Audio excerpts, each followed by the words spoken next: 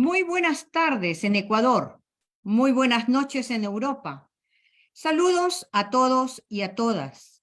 En cualquier otra parte del mundo, desde donde se encuentren conectados y nos acompañen, ya sea por Zoom o por Facebook Live o por los medios digitales que nos retransmiten. Bienvenidos y bienvenidas a este nuevo enlace. Queremos agradecer también al equipo de trabajo que está haciendo posible nuestro enlace de hoy. Antes de iniciar el conversatorio, deseamos llegar nuestro mensaje de solidaridad y nuestras más sentidas condolencias a la familia y a la comunidad indígena de Eduardo Mendúa, dirigente de Relaciones Internacionales de la CONAIE y líder de la nacionalidad Aicofán, quien fue vilmente asesinado el día de ayer en Sucumbíos. Pues bien, continuemos.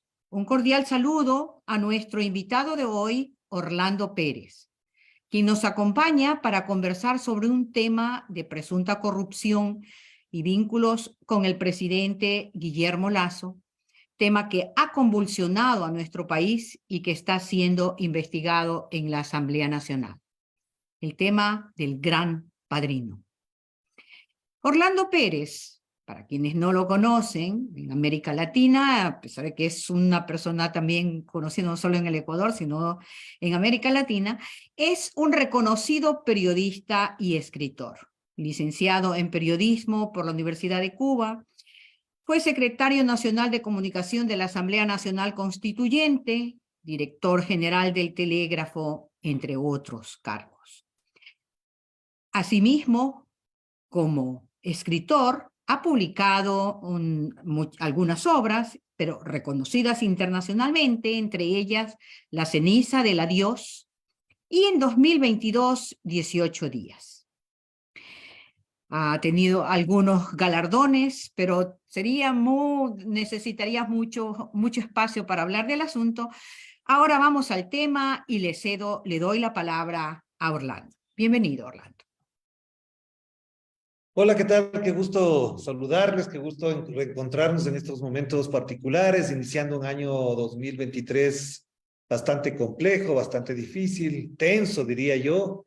Algunos pronósticos incluían, por supuesto, una serie de acontecimientos que para algunos sectores estaban más que claros que eso iba a pasar, como por ejemplo el tema de la consulta, la de las elecciones del año 2023, del 5 de febrero, pero en la práctica creo que el 8 de enero coincide además con la fecha del aniversario de la desaparición de los hermanos Restrepo. Se hace públicos unos audios, unas denuncias que involucran directa e indirectamente a personajes muy allegados al presidente de la República, entre ellos el cuñado, como todos sabemos. Entonces yo voy a comentar algo sobre esto para que después iniciemos la conversación. Me tomaría unos 15 a 20 minutos máximo para explicar el contexto en que esto ocurre y cuáles son las implicaciones, las perspectivas que adquiere este acontecimiento para entender lo que está pasando en el Ecuador. De entrada, yo diría que esto solamente da cuenta de una situación que se había denunciado hace algún tiempo atrás. Obviamente hay características muy particulares en la denuncia, pero no se desligan ni tampoco están desvinculadas de lo que ya en su momento Andrés Arauz había denunciado y otras personas más habían denunciado del comportamiento político, económico y un tanto fraudulento de parte de Guillermo Lasso antes de ser presidente y ahora como presidente. Y esto tiene que ver con que no nos resultaría extraño, voy a decirlo de esta manera, aunque suene un poco irónico, no nos resultaba extraño que las conexiones que tenía Guillermo Lasso con determinados personajes y el modo de actuar de su trayectoria política apuntaban a ciertas relaciones que daban cuenta de los modos en que se desarrollaba sus negocios, su fortuna y sobre todo también su patrimonio. Y esto me parece que es muy importante. Por eso digo yo, desde el año 2015, 14, 16 y hasta el año 2017, ya se conocía de una serie de cosas que el señor Guillermo Lasso había hecho para incrementar su fortuna, para desviar recursos o sacar recursos propios y de su banco, por supuesto, hacia paraísos fiscales. Esto ya era conocido. Por lo tanto, lo que ocurre el 8 de enero del año 2023 es una consecuencia de eso. Y algunos creían o creíamos, no nos podemos incluir, que efectivamente con la presidencia de la República se había saldado un hito y se había dado un salto, porque él, unos días antes de posesionarse, trasladó su patrimonio, su fortuna, sus cuentas a la familia Lazo. Y obviamente Lazo Alcíbar, quiero decir, los hijos, etcétera. Por lo tanto, en estas circunstancias, a mí me parece que se sorprendieron muchos, pero sobre todo aquí hay un eje transversal que es muy importante considerarle para no abundar más en el pasado, sino lo que hay. Todo esto no se esperaba nadie que pudiese estallar, sino es cuando ya es presidente de la República y saltan los Pandora Papers. No se olviden que esto salta a la luz pública por una investigación múltiple, variada y extensa de ese consorcio de periodistas que cuando está en la presidencia denuncian a tres presidentes en ese momento en funciones. El uno es Guillermo Lazo, el otro es Sebastián Piñera de Chile y el otro es Luis Abinader de República Dominicana. Aparte de otras grandes personalidades y personajes de la política, de los negocios, de la farándula, incluso en el mundo. Por lo tanto, ese era el gran momento, esa era la gran oportunidad para certificar y legitimar lo que desde hace más de 5 años se había venido denunciando en el Ecuador por parte de algunas figuras fundamentalmente de la Revolución Ciudadana. Pero gracias al blindaje mediático, gracias a la mayoría que tenía en su momento Lazo en la Asamblea, ese proceso no pasó y no se olviden que efectivamente eso fue sellado por la famosa Comisión de Investigación del señor Fernando Villavicencio. Entonces, ahí se perdió una gran oportunidad, habría sido la gran ocasión para saldar y zanjar de una vez por todas este hecho. Pero, obviamente, llegamos al 2023 y yo decía que hay un contexto muy particular porque parecería que esto sale de la noche a la mañana, que esto ocurre como un gran periodismo de investigación. Y yo sí quiero señalar aquí dos elementos fundamentales. Primero, sí quiero que se considere y se tenga muy claro lo siguiente. No hay periodismo de investigación en eso. Quizás después de las revelaciones podríamos empezar a ver que se intenta generar un proceso de periodismo de investigación. Lo que hay es un periodismo de filtración y por eso hay que entender, hay que tener muy claro que esas filtraciones o no son inocentes o están bien dirigidas hacia un objetivo muy claro que hay que tenerlo muy presente a la hora de entender esta cosa. ¿Por qué digo esto? Porque ustedes saben, todos saben que la conducta política, más que periodística, de quienes integran la posta, no fue precisamente hacer periodismo tradicional, clásico, o para decirlo en mejores términos, un periodismo profesional, porque desde que nacieron, por supuesto, se plantaron frente a un gobierno al cual quisieron deslegitimar y también detrás de ellos siempre hubo intereses o personas o grupos económicos y políticos que tuvieron en ese portal digital un espacio para hacer oposición a Guillermo Lazo. No soy yo quien va a recordarles a ustedes, sobre todo que están fuera del país, que efectivamente todo lo que hizo la posta con Rafael Correa, yendo a Bruselas, buscándolo, etcétera, etcétera, no daba cuenta de efectivamente un periodismo responsable, sino más bien una conducta política de oposición. Y entonces por eso digo que no siendo periodismo de investigación, no siendo necesariamente un trabajo que procesa la información, que revela determinadas conductas y además añade a esa investigación documentos, testimonios que puedan configurar un caso, obviamente se queda en lo que hasta ahora vemos, una serie de audios, de videos, etcétera, que sin desmerecer su importancia tampoco dan cuenta de por dónde quieren apuntalar una investigación con respecto a esto. ¿Qué hicieron? Lo primero que hicieron fue darle a la Fiscalía toda la documentación. Ellos hablan de 35,000 páginas, me parece que hay un poco más y algunas cosas que todavía no se han revelado, porque efectivamente ellos juegan con la estrategia comercial también de ir soltando poco a poco para enganchar un público y también a los auspiciantes que les pueden dar un poco más de dinero para, según ellos, su sostenibilidad económica como medio de comunicación. Y esto obviamente sí hace pensar por qué la posta, por qué este momento, de qué manera esto hace pensar que efectivamente aquí hay un interés político. Yo diría que hay algo muy importante y quizás esto para muchos ya quedó en el pasado, y es ahí, hay un momento clave, ¿no? En agosto del año 2017, eh, Jorge Glass Espinel, vicepresidente de la República, ya hace la denuncia de SELEC.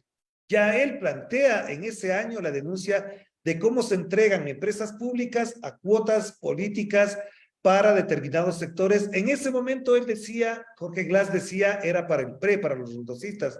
Pero yo entiendo que ahí había un elemento de confusión quizás, y a mí me parece que efectivamente esas empresas públicas fueron entregadas a sectores más allegados a los socialcristianos que a los rondosistas.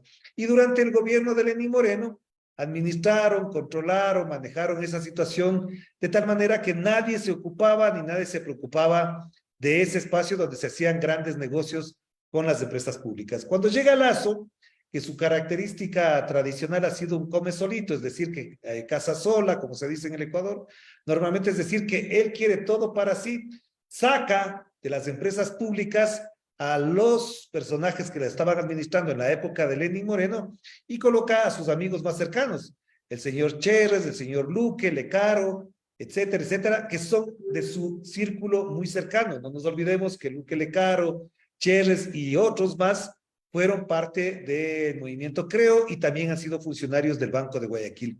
Y yo pienso, y aquí entra más bien la especulación, porque todavía no está claro, que esa salida del bloque social cristiano que les entregó Lenín Moreno para hacer los negocios sin que nadie les fastidiara, es lo que genera esta ruptura, porque ya sabíamos que la ruptura con Jaime Nebot se había dado a principios del gobierno de Lazo en el propio mayo del 2021. Y ese me parece que es la explicación hasta ahora que da cuenta de por qué la posta se planta en esa postura. Es decir, como sacan de la jugada a los socialcristianos y los socialcristianos han apoyado permanentemente a través de la alcaldía de Guayaquil a la posta, me parece que ahí es donde se explica las razones de esta ruptura y de esta denuncia que se planta desde el 8 de enero del año 2023. Esa es una hipótesis. He intentado entrevistar a Anderson Boscan, no ha querido dar la entrevista, pero efectivamente creo que por ahí se mueve una parte de la explicación. Es decir, para cerrar esta primera parte entonces,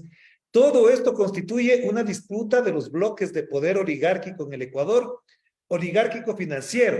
Por un lado, el Nebot y todo su aparataje político y empresarial se disputa con el otro, el financiero, que es el de Guillermo Lazo, por determinados negocios que dan cuenta, ojo con esta cifra que voy a decir, de alrededor de 14,000 millones de dólares anuales en contratos de distinto orden, de distinta naturaleza en las empresas públicas del Ecuador. Claro, evidentemente no es cualquier negocio, no es solamente la compra de medicinas, no es la compra de vacunas contra la COVID. Ahí hay negocios muy altos que, si digamos, la coima, los sobornos o las ganancias que adquirirían, digamos, solamente un 15% de lo que normalmente se dice que se ganan en este tipo de negocios. En algunos puede ser más, en otros puede ser un poquito menos, pero digamos que sean 14,000 millones de dólares, un 15% hagan cuentas. Sería más de 2,000 millones de dólares al año de ganancia para determinados sectores, que no es poca cosa. 2,000 millones de dólares es mucha plata, que además, la pregunta que uno se hace, ¿por dónde iban a pasar esos dineros? No iban a pasar por la cooperativa de ahorro y crédito de Alangasí, de Cuellar, o la cooperativa de ahorro de Chibuleo, ni tampoco las cooperativas pequeñas. Iban a pasar por el sistema financiero. Entonces, a mí me parece que efectivamente ahí hay una gran intencionalidad de orden político-financiero de parte del gobierno y de parte de Guillermo Lazo para consolidar un poder que, sacando plata del Estado, pasa por el sistema financiero, le invierten esa plata y después pasa a los paraísos fiscales. Y ahí está el gran negocio.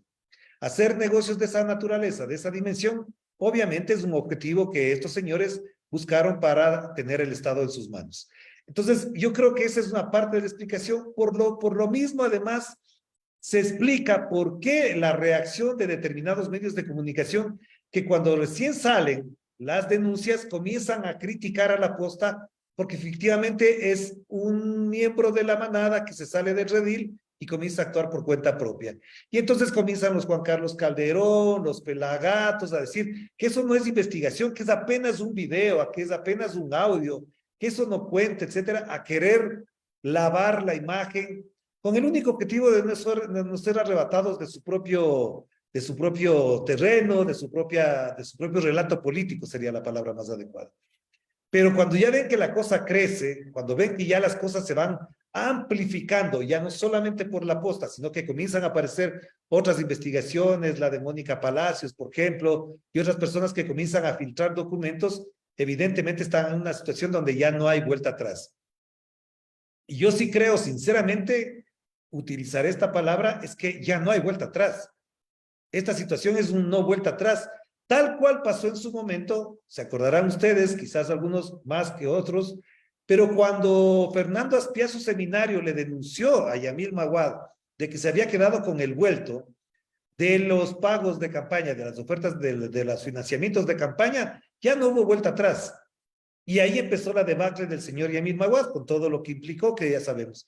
A mí me parece que en términos comparativos va por esa misma línea, es decir, esa denuncia, ese modo de denunciar, esos datos que se revelan inmediatamente después de eso, dan cuenta de que ya no hay una vuelta atrás.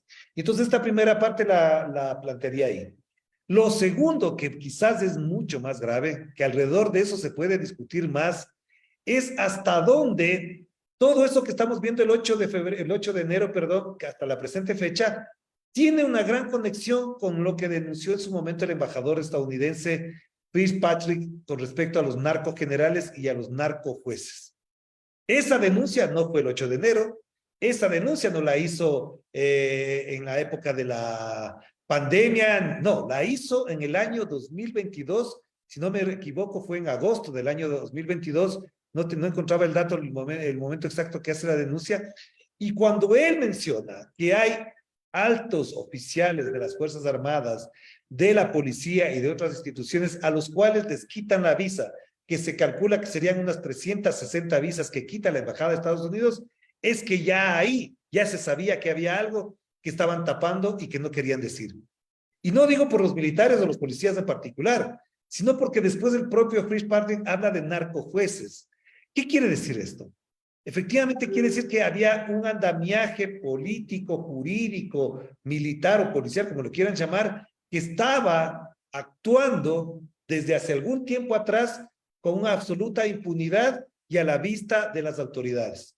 Y efectivamente, esta denuncia del embajador de los Estados Unidos abre una serie de dudas, sospechas, que en principio ni la posta, ni la prensa gobiernista, ni nada, hacen de eso un gran escándalo. Nosotros hemos sido estigmatizados, nos han tratado de todos los modos posibles por haber exigido que el señor embajador denuncie los nombres de aquellas personas que estaban vinculadas con el narcotráfico. Y todo esto, además, se va anclando poco a poco cuando salta la denuncia del Gran Padrino en su momento y después aparecen ya las denuncias con el famoso documento de las 145 páginas de la Dirección de Inteligencia de Antinarcóticos. La posta se guarda el documento porque había elecciones y había consulta popular y por lo tanto ellos decían, no sé si era correcto o no, que si salía la denuncia iba a influir determinantemente en la consulta popular y en las elecciones.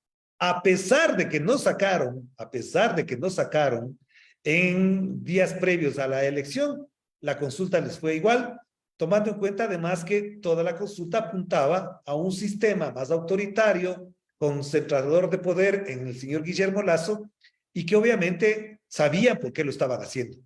¿Por qué estoy conectando lo uno con lo otro? Porque si ustedes se fijan en las preguntas, ahí sobre todo lo que hay es una concentración de poder para garantizar que permanezcan por al menos 2 años más como con funciones prorrogadas las autoridades de control del Estado ecuatoriano.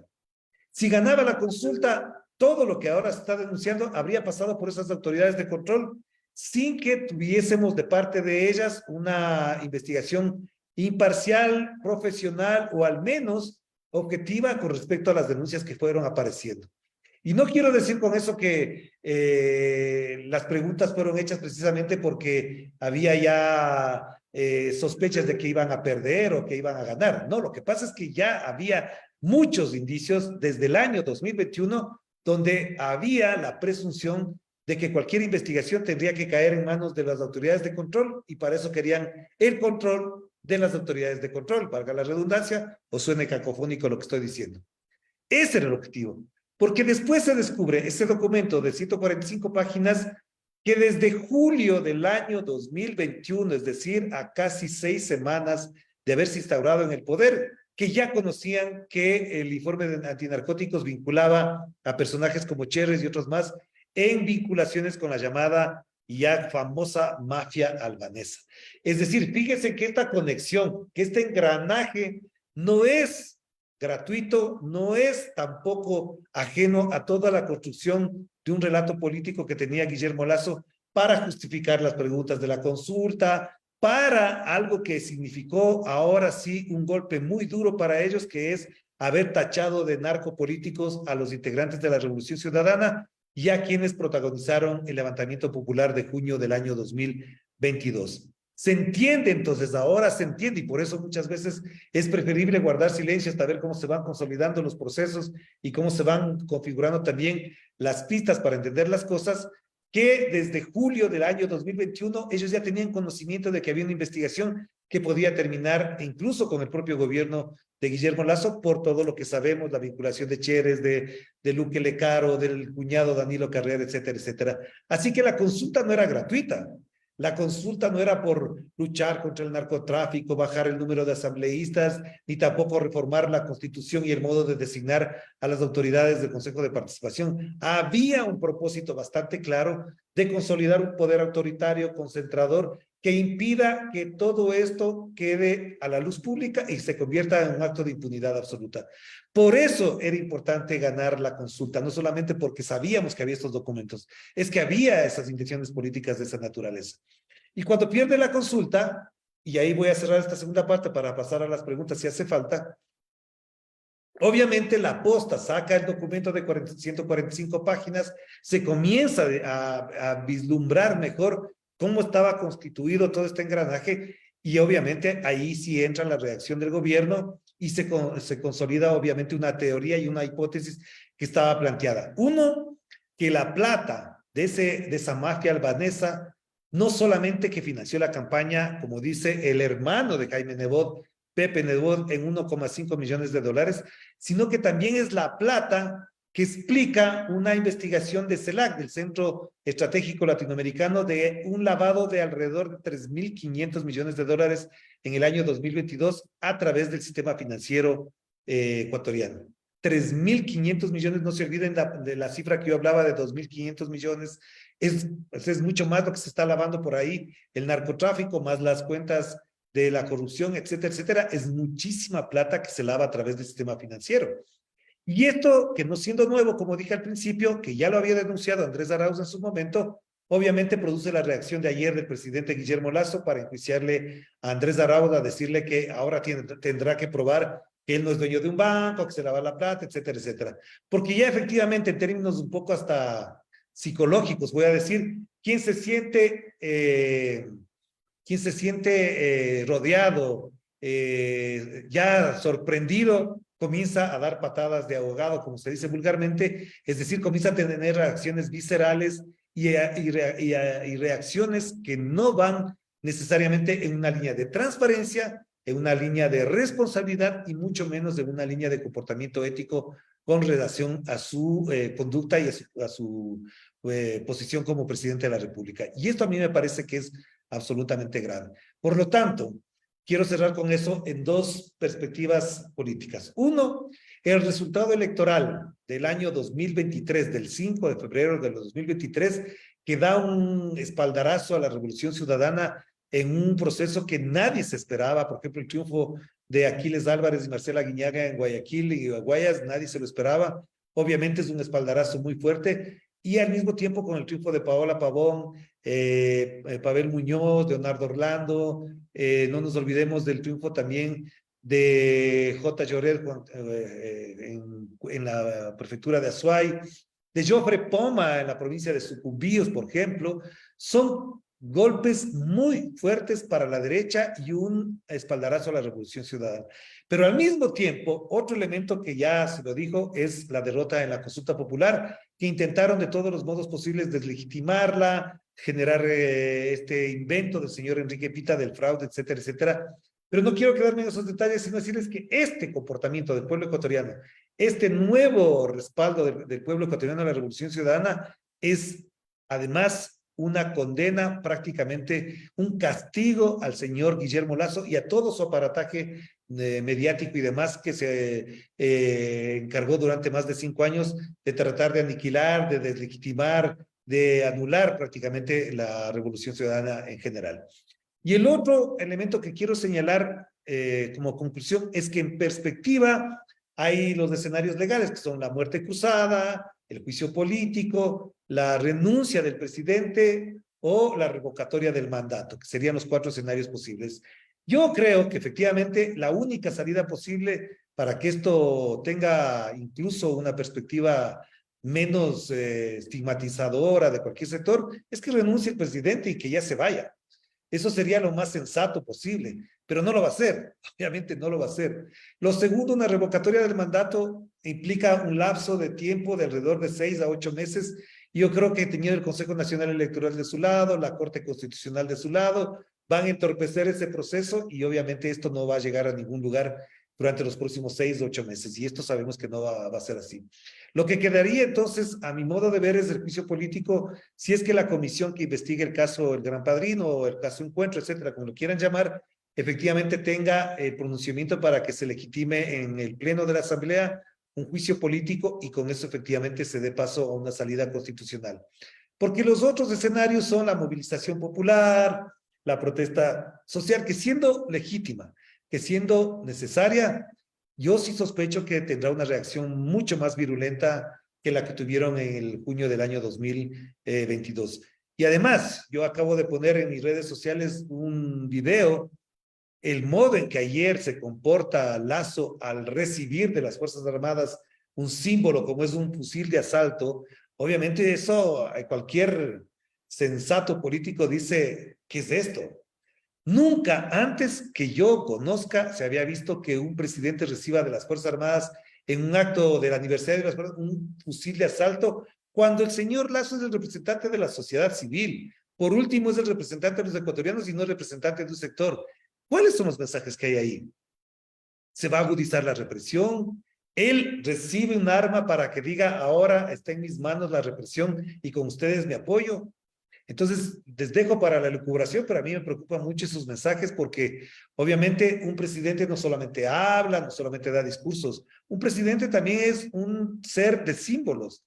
Y yo no sé si él los entiende, si no los entiende, se deja manipular, pero ya nos dijo clarísimo, ya quedó claro que él recibió un fusil de asalto de las Fuerzas Armadas y eso implica, digo en términos muy simbólicos, un nuevo comportamiento que no necesariamente abunda ni genera la posibilidad de diálogo, como él dice, de la mano extendida, que es la frase que utilizaba en su momento Lenín Moreno, y mucho menos de un ambiente de paz, porque por el contrario, no quiero entrar en ese terreno, la violencia se acentúa en este país cada día más y no es precisamente porque el señor Lasso esté haciendo algo a su favor, sino que parecería que le conviene un estado violento y una situación de violencia aguda para gobernar en el caos. Y quienes saben de politología saben que en el caos quienes mejor administran son los que tienen el poder de las armas. Buenas noches en Ecuador, buenas noches en Europa, buenas tardes en Ecuador. Mi nombre es Jimmy Pesantes y tomaré la moderación desde Berlín, Alemania. Ahora pasamos al ciclo de preguntas, no sin antes recordarles que estamos conversando con Orlando Pérez, quien está exponiendo sobre el caso El Gran Padrino. Tú hablabas bien de que digamos, este caso sale a la luz con fuerza luego de las revelaciones de la Posta y lo hacen el 8 de febrero, ¿no? De febrero, de enero. Pero eso es antes de las elecciones. ¿Ya? No sacan todo especulando a los resultados. ¿Qué hubiera pasado si es que la consulta hubiera sido favorable para el gobierno? ¿Tú crees que hubiera salido en la forma como lo han sacado?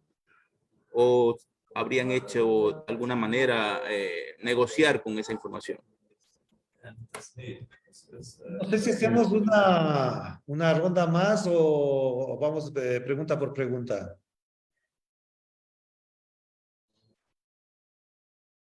Creo que sería mejor pregunta, por favor. Ya, ok, Jimmy. Verá, yo no sé, la verdad, yo nunca creí que ganaba la consulta, eso lo he discutido, no porque sea sabio ni sea brujo, sino porque efectivamente se percibía, se sentía un ambiente muy negativo de parte de la ciudadanía con respecto a Guillermo Lasso, y sobre la consulta había dos factores que redundaron muchísimo.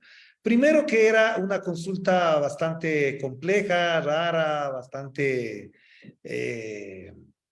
poco informada, digamos, para decirlo más claro. Y obviamente la gente frente a eso tenía posturas diversas, y a pesar de la campaña, obviamente tenía, yo creía que efectivamente todo tenía a su favor el no antes que el sí. Y lo segundo tiene que ver con que al mismo tiempo que ellos desatan la consulta desde noviembre más o menos, en todo noviembre, todo diciembre, la situación del Ecuador se agudiza muy mal, pero muy mal. Es decir, la situación para la gente en Navidades y Año Viejo no fue tan fácil. Es decir, al contrario, fue muy mala, muy violenta. No nos olvidemos que terminamos el año como el año más violento de la historia, con las cifras y estadísticas más tenebrosas de toda la historia del Ecuador. Y encima de eso, con una crisis económica muy aguda, sin perspectivas, y obviamente la gente para el año 2023 no veía ninguna salida que pueda garantizarle al menos un mínimo de bienestar. Entonces yo creo que había condiciones como pérdida. Pero ¿qué pasaría si hubiese ganado? Yo creo que efectivamente no hubiese ganado en todas las preguntas, habría ganado en algunas, pero en las fundamentales de ganar habría sido agudizar mucho más la polarización y la disputa política, habría tenido un envalentonamiento muy soberbio, muy arrogante, muy soberbio. Y eso, obviamente, una persona como Guillermo Lasso, que está caracterizado por ser un tipo de unas pasiones un poco extrañas, por no mencionar otra palabra, obviamente nos habría llevado a una situación mucho más compleja y más difícil. Pero creo que la realidad es así, la realidad es dura para ellos este momento, incluso para los medios, que ya tendremos momento para hablar de eso. Y en esas circunstancias, yo sospecho que sabían que iban a perder, y por eso se metieron con una campaña millonaria que también debe haber significado un poquito de plata, de lavado de un montón de gente para poder resolver ese tema.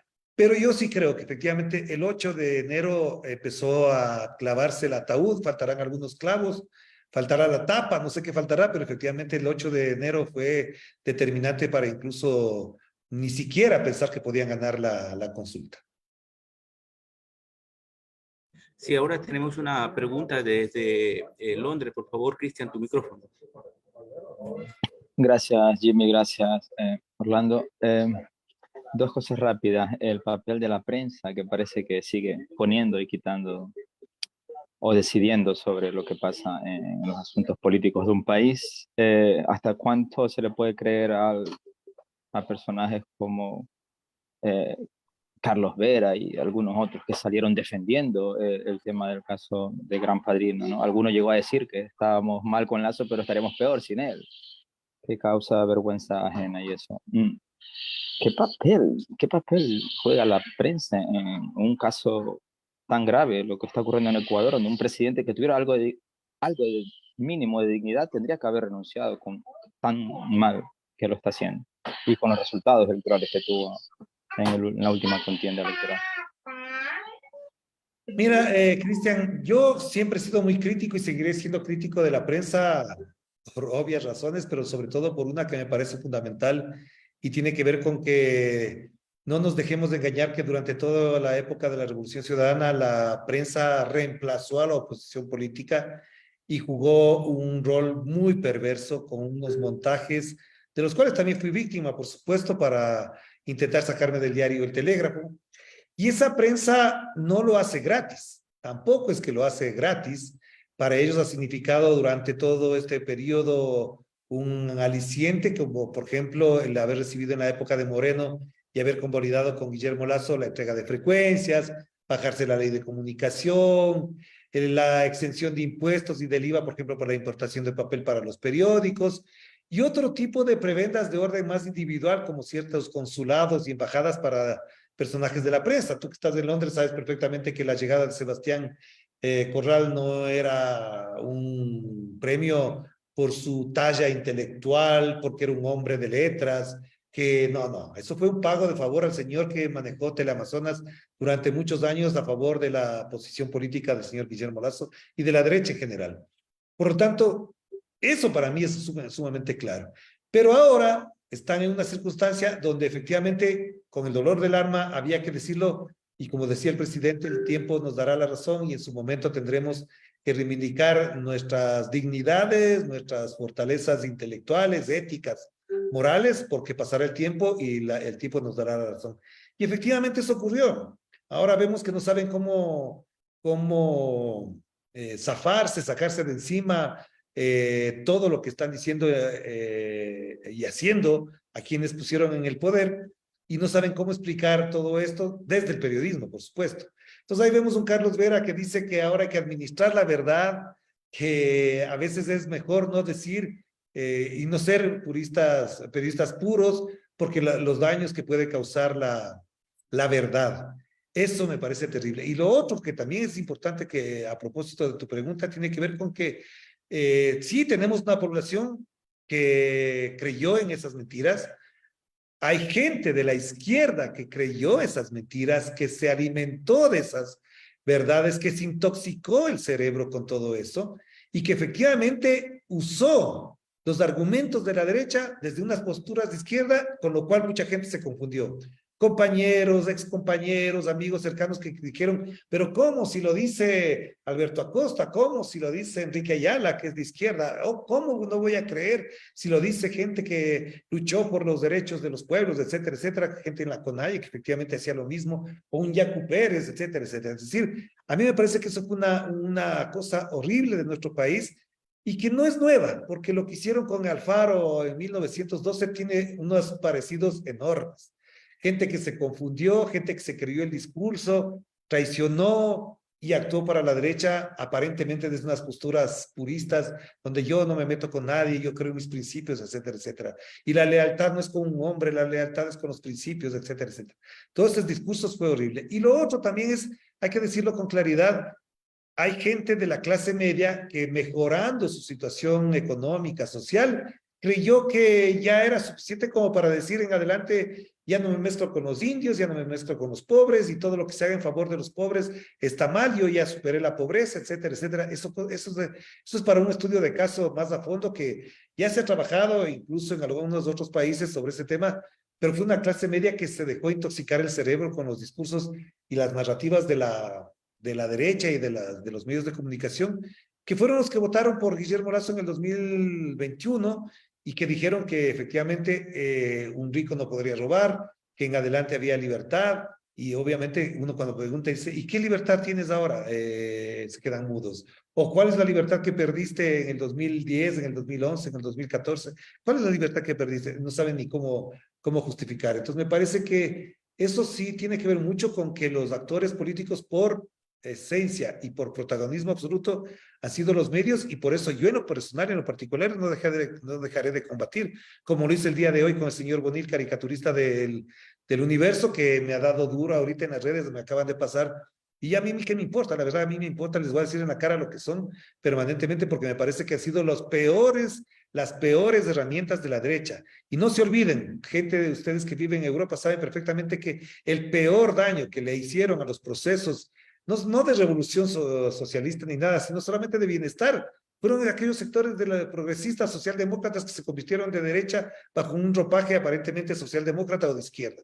Eso lo sabemos perfectamente, ustedes lo conocen de cerca. Así que para mí lo que están haciendo los periodistas y los medios de comunicación en este momento es su sepultura y ojalá la gente entienda mejor que con este tipo de cosas no se puede vivir y hay que denunciarles permanentemente.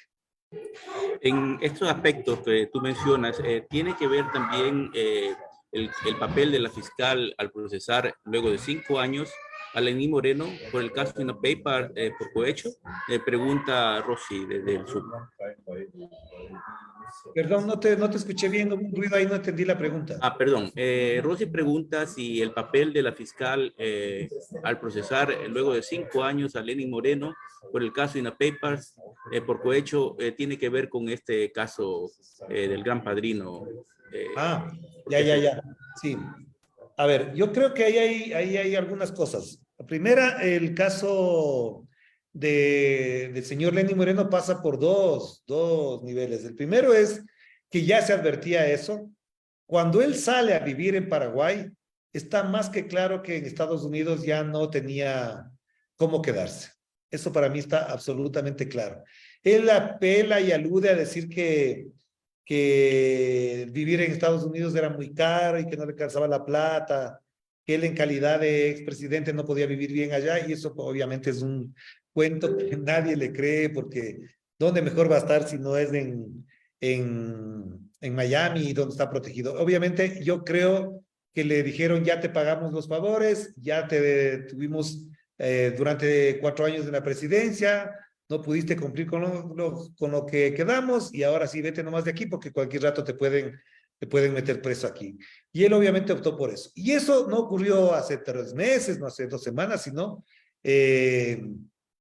hace más de casi, creo que va a ser un año o un poco menos quizás, que él sale para Paraguay. Me parece que eso sí es clave. Lo otro, ¿por qué la fiscalía actúa? Porque me parece que ya era demasiado. Ustedes nunca se van a olvidar que el presidente de la República, Rafael Correa, en todas sus últimas entrevistas mencionaba una y otra vez y de memoria la cuenta de Panamá donde estaba depositada la plata. Yo creo que ya era demasiado el peso que cargaba la fiscal como para decir, este caso lo voy a archivar o algo, porque efectivamente esa cuenta está ahí y tienen que saber que por ahí pasó plata. Entonces me parece que es muy importante considerar estos elementos de antecedente. Lo otro es que ya es demasiado, de verdad es demasiado lo que se han ido construyendo como niveles de impunidad, como escenarios de impunidad, y a la fiscal me parece que no solamente le presiona la realidad o lo que se vive en estos momentos, sino que yo creo que incluso la propia embajada le puede decir, si no cumples a cabalidad tu papel, vamos a tener que sacarte de ahí, porque ella obviamente fue puesta por la embajada, así como reconoció públicamente en su momento el general Patricio Carrillo, que fue puesto por la embajada en el Ministerio del Interior, a quien acaba la semana anterior de sancionar políticamente, de juzgar la Asamblea con 105 votos. Entonces me parece que las condiciones han cambiado. Yo ahí quisiera aprovechar la pregunta para mencionar un elemento que es muy importante, es que las circunstancias políticas del país son otras después del 5 de febrero. El 5 de febrero no solamente que el pueblo reacciona con su castigo en la consulta, con validar las candidaturas de la Revolución Ciudadana en las alcaldías y prefecturas, no nos olvidemos, son 9 prefecturas y 49 alcaldías, y cuando uno suma los votos, obviamente es mucha gente, y no es que solamente sea el voto duro de la Revolución Ciudadana, que estaría entre un 35 o 38% más o menos, sino que además le lanza un mensaje a la gente. Antes vivíamos mejor y queremos volver a vivir como se vivía en la época de Correa. Y eso no lo van a permitir, o van a intentar no permitirlo, y para eso van a reaccionar muy feo. Por lo tanto, me parece que en esa misma circunstancia, el propio Rafael Correa lo comentó en una entrevista con Colectivox, donde dijo que había mensajes de la señora Diana Salazar de que ya no le atacaran mucho, que por favor, que quería que bajaran las aguas, que calmáramos las cosas. Y ha habido otros mensajes también, es cierto, también hay gente, como por ejemplo los nuevos cambios de la judicatura, que hacen llegar mensajes diciendo, nosotros no somos los que decidimos esto, queremos ya no entrar en esa disputa, nunca estuvimos de acuerdo con el modo de persecución, etcétera, etcétera, etcétera. Ya comienzan a llegar unos mensajes, el cambio de la judicatura. No digo que el presidente de la judicatura sea la divina potestad para esas cosas, pero al menos los cambios sí dan cuenta de que hay gente que ya no soportaba más de esta situación, y obviamente eso va a significar algo mucho más fuerte. Y lo otro sí creo que tiene que ver también con que ya es un sistema que se corrompió, que hay mucho miedo de la gente con el tema del narcotráfico, que el nivel de violencia es muy alto, y cualquier reacción va a ser muy dolorosa, incluso para personajes como la señora Diana Salazar, si no cumple a cabalidad su trabajo, su papel.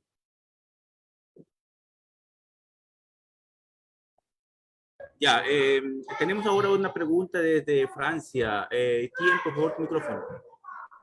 Gracias, Jimmy. Buenas noches, Orlando. Saludos desde Francia. Qué gusto poder conversar con usted esta noche. Primero, estoy totalmente de acuerdo sobre la posta, ¿no? Todo lo que sale de la posta, yo no confío en nada. Cuando sabemos que la posta insultó a Leonidas Issa hace hace un par de meses, años, en 2022, creo. Sí. Cuando sabemos que fue financiado por Moreno, Lenín Moreno, cuando sabemos que tiene relaciones al interior del estado del gobierno actual, creo. Y entonces todo lo que sale de la posta, creo que debemos tener mucho cuidado y no caer en trampas, que pueden ser trampas, ¿no? Para manipular también la opinión pública, como el gran padrino, yo creo. Porque, como usted lo ha dicho, ya lo sabíamos antes, ¿no?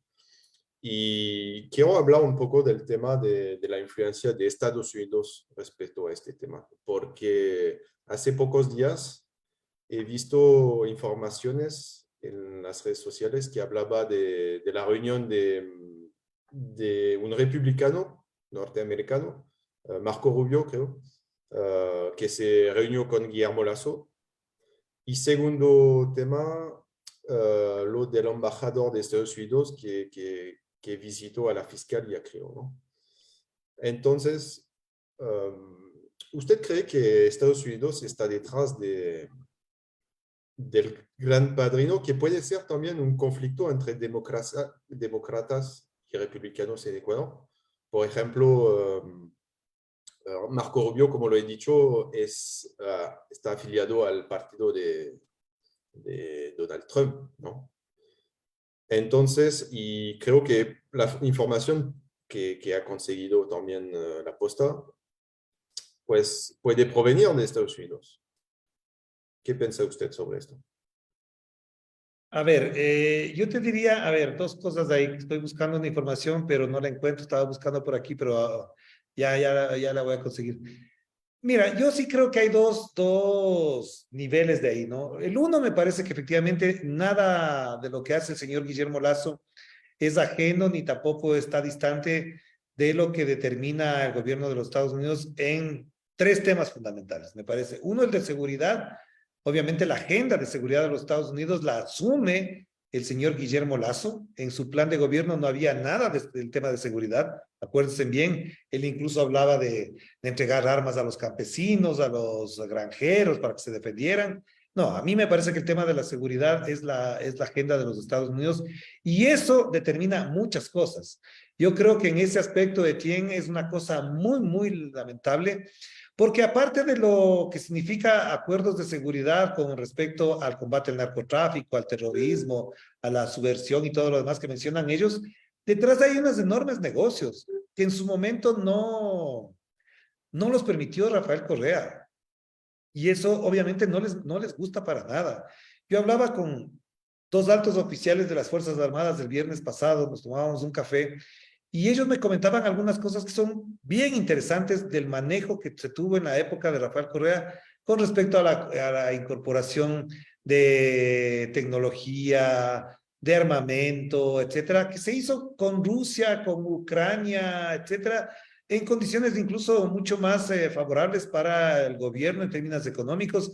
Incluso los helicópteros Drup de que tanto hablaban eran mucho más económicos. Los Drup son de origen indio, si no me equivoco, y eso implicaba que alguien perdía ahí. Y hay unos personajes, dos o tres personajes muy conocidos en el Ecuador, que por muchos años antes de Correa, y lo hicieron después de Correa, ellos eran los compradores de armas para el Estado y de armamento, donde se ganaban muchísima plata. Y ellos precisamente fueron buena parte de quienes financiaron las campañas a determinados medios, a determinados periodistas y por supuesto la campaña también de Guillermo Lasso y otras campañas más que es otro tema para analizarlo. Entonces yo digo, esto está claro, la agenda de seguridad la maneja los Estados Unidos. Lo segundo, este es un gobierno bastante incapaz, que no tiene cuadros, no tiene personas preparadas de la derecha ecuatoriana que puedan darle un cierto aire, digamos, de soberanía al país en muchas cosas. Lamento decir, yo siempre lo dije, a pesar de que como persona puedo valorar a Juan Carlos Holguín como persona aparte, pero no está preparado para ser canciller y no va a manejar precisamente él la política exterior en función de sus propias visiones internacionales, porque es un hombre preparado en geopolítica, porque es un hombre preparado en la diplomacia. No, esto es como alguien que no sabe, yo no sé, por ejemplo, de informática. Tengo que llamar a un experto para que me diga cómo funcionan las computadoras, los sistemas. Y eso es prácticamente lo mismo. Tiene unos asesores ahí que están muy colgados a las agendas que siempre manejaron la derecha en el Ecuador, en la época de Lucio, en la época de Maguad, en la época de Febres Cordero, en la Cancillería, que se han manejado como si fuese un espacio impoluto. Mentira, ahí están manejados, formados para manejar la política internacional en función de los intereses del occidente en general, pero de Estados Unidos en particular.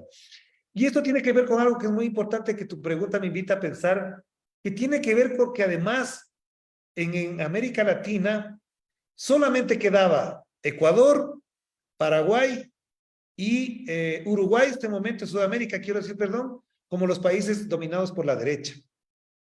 Con el triunfo de Gustavo Petro, con Nicolás Maduro en Venezuela, Lula en Brasil, Boric en Chile, Fernández en Argentina, en Bolivia, con Lucho ahí y con Pedro Castillo en Perú. Obviamente esto era una situación muy difícil para Estados Unidos porque no tenía no tenía para nada un margen de maniobra en la región que le permitiera decir esto se hace. Es más, con la derrota de la derecha en Colombia, esto era muy grave, pero muy grave para los Estados Unidos, tomando en cuenta todo lo que había pasado con Colombia en la época del uribismo. Y yo creo que Gustavo Petro en eso sí fue muy gravitante para cambiar esa perspectiva y obviamente han llegado todos los asesores, todas las visitas, todos los encuentros de personalidades, vino la señora Harrison, o sea, ha venido gente de muy alto nivel de los Estados Unidos y por supuesto la visita del señor Guillermo Lasso con su cuñado como parte de la delegación a Washington. ¿Con quién se reunió en Washington? Un presidente de la República normalmente en una visita de esta naturaleza, si es Petro, si es Lula, etcétera, no se reúne nada más con el presidente de la República, sino que se reúne con los sectores académicos, se reúne con los sectores de inversionistas. No, el señor Guillermo Lasso fue y se reunió con la CIA, con los altos directivos de la CIA, lo cual no hace ningún presidente. No se puede ir a reunir con la CIA, con el aparato de espionaje de otro país. Es como si fuesen a Francia a reunirse y lo primero que hiciera correr en su momento es reunirse con la seguridad, con el aparato de inteligencia de Francia o con los de Gran Bretaña. Eso se vería muy mal, eso no estaría bien. Si quiere, por último, tener contactos, hágalo, mande a sus delegados. Pero él fue en persona, el juez se puso traje y corbata para irse a reunir con la CIA en Estados Unidos. O sea, eso da cuenta de una cosa que es muy, muy grave. No es cualquier cosa hacer eso. Eso, en términos diplomáticos, si es que en tu país, en Francia, se haría a Macron, en este caso, le estarían reventando en los medios de comunicación los analistas más sensatos, ni digo de la izquierda, sino de la propia derecha, o del centro, o del liberalismo más clásico que hay en Francia. Entonces, ahí hay signos, hay mensajes muy claros. Y por último, yo te diría que efectivamente, en función de todo esto, Estados Unidos tiene la única carta en América Latina, tendría ahora en Perú con Dina Boluarte, tiene al señor Abdo Benítez en Paraguay y a la calle Po en Uruguay y a Guillermo Lasso. ¿Por qué es más importante que todos ellos Guillermo Lasso? Porque por aquí pasa el narcotráfico. Porque Colombia va a tener otro comportamiento. Y porque además Ecuador es dolarizado. Entonces es un país casi como perfecto para todas las cosas que tiene en mente los Estados Unidos. Y por eso incluso la rueda de prensa del canciller, pero no la rueda de prensa, la participación del canciller Juan Carlos Golguín en el Consejo de Seguridad es muy grave lo que dijo, porque es alinearse con un conflicto entre Rusia y Ucrania, que obviamente a nosotros nos afecta de todos los modos posibles por todo lo que implica. A nosotros nos sale muy caro comprar el diésel de Rusia porque está carísimo el de Ucrania. Entonces, es muy complicado el escenario. Es decir, ahí no está ajeno Estados Unidos. Se dice que la CIA también maneja de alguna manera parte del narcotráfico. No tengo evidencia, pero así A se ver, dice en las redes sociales. esa es Por una no de las decirlo. preguntas más complicadas, pero yo les respondería a Sí. ustedes, hay un documental, si no me equivoco, creo que está en Netflix, se llama The Last Narc, o el último. Micrófono, no se escucha, por favor.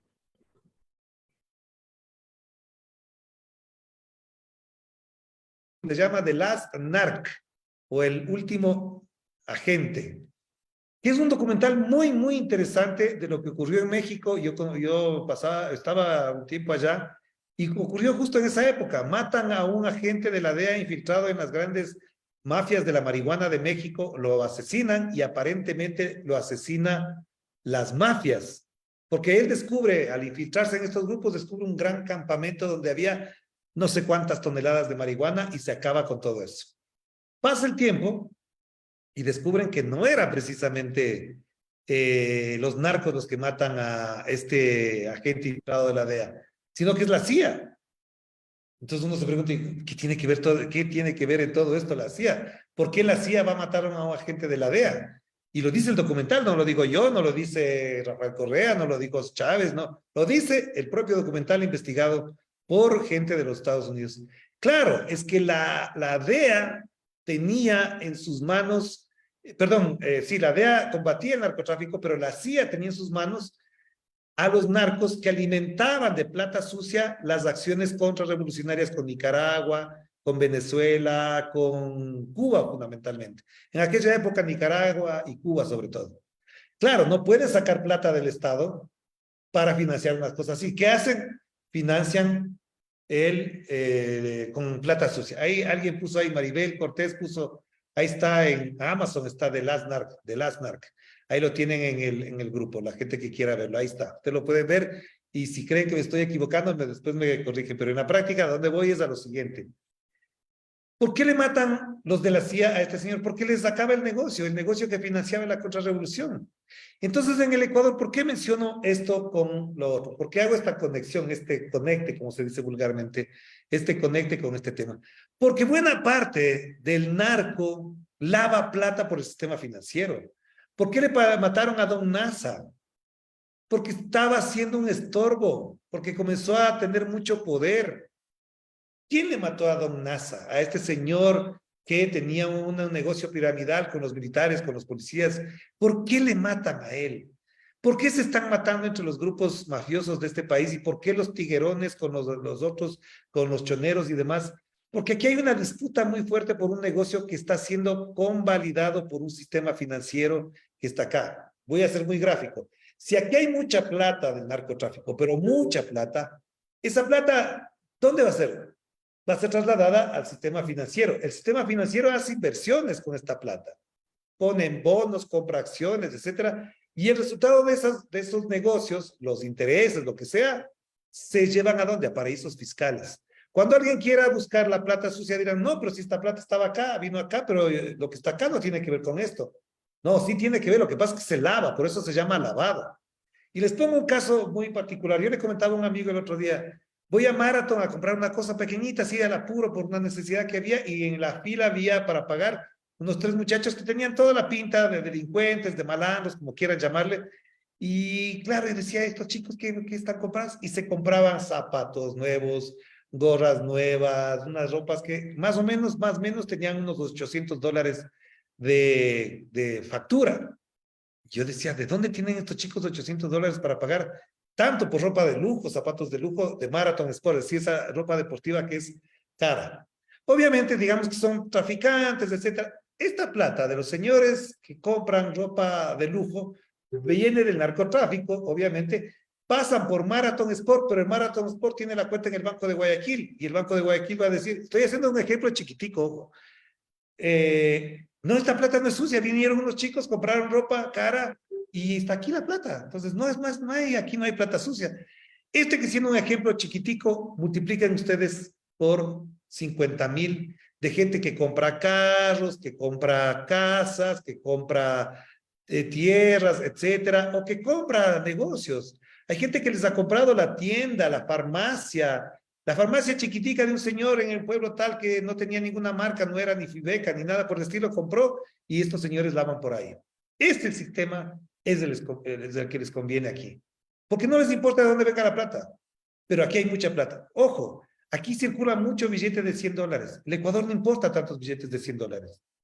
Ya se paga con billetes de $100. Porque nosotros importamos los billetes, el de 1, el de 5, el de 20, pero de 100 es mucho para importar al Ecuador para pasar por el sistema financiero legal. Es más, me han contado, no me consta, que hay gente que compra carros de lujo en Guayaquil con efectivo y puro billete de 100. ¿De dónde sale esa plata? Del narco. ¿A quién le conviene que en el sistema financiero haya mucha plata? A los banqueros, y por eso están en el poder los que dijeron hay que crear las condiciones para que esto funcione así. Así que esto que mencionas me da para hablar del tema, y ya que lo pusieron ahí, yo les invito a que vean y saquen sus propias conclusiones. Y les digo, me tengo aquí, le había dicho a Bélgica que yo a las 4 de la tarde tenía que retirarme porque tengo un programa que hacer y ya estoy pasado el tiempo. Sí, se nos quedan muchísimas preguntas y muchísima gente que quiere hacer preguntas y te agradecemos muchísimo de haber estado con nosotros. Tal vez un par de palabritas pues, de finales para nuestra audiencia, para despedirnos. Gracias, Jimmy. Yo lamento tener que cortar, le había dicho a Bélgica que podía estar a las 4, pero obviamente esto es un momento especial para hablar. Me ponen a hablar cosas que ojalá se puedan explicar mejor, pero me han puesto a decir cosas interesantes que ni yo mismo les había pensado antes de hablar. Pero sí, muchas gracias. Estamos listos para seguir conversando, que ojalá se intensifiquen este tipo de diálogos, no digo conmigo precisamente, sino para entender mejor la situación que vivimos, porque creo que las preguntas son muy inteligentes y además provocativas para pensar mejor esta situación del Ecuador. Muchas gracias a todos. Un abrazo. Que las pasen muy bien.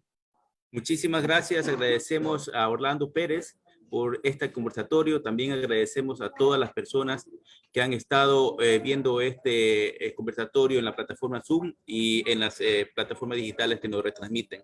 El enlace latinoamericano europeo versión Ecuador es un proyecto de migrantes ecuatorianos y latinoamericanos en Europa que están conectados con compatriotas ecuatorianos que tienen como objetivo construir de manera participativa y consensuada un espacio de integración y unión en lo cultural, social y político con el fin de vigorizar la representación de migrantes ecuatorianos y latinoamericanos en Europa.